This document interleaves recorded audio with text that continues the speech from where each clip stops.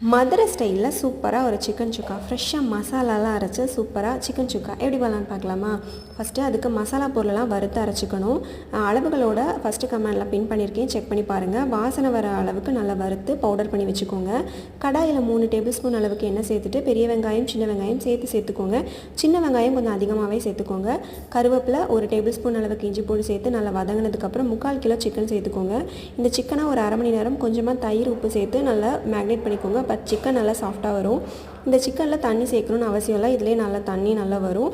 அதுக்கப்புறம் மசாலா பொருளுக்கு நம்ம அரைச்சி வச்ச மசாலா, கொஞ்சமாக மஞ்சள் பொடி, காஷ்மீரி சில்லி பவுடர் ஆப்ஷனல் தான், கலருக்காக கொஞ்சமாக சேர்த்துக்கோங்க. இதை நல்லா மிக்ஸ் பண்ணிக்கோங்க. தண்ணியெல்லாம் நல்லா சுண்டி வந்ததுக்கப்புறம் இந்த மாதிரி எண்ணெய் பிரிஞ்சு வரும். தேவையான அளவு உப்பு சேர்த்துக்கோங்க. இந்த எண்ணெயிலே அந்த சிக்கன் நல்லா வதங்கணும், நல்லா சுருளாக வதங்கி வரும். இதுதான் கரெக்டான பக்குவம்.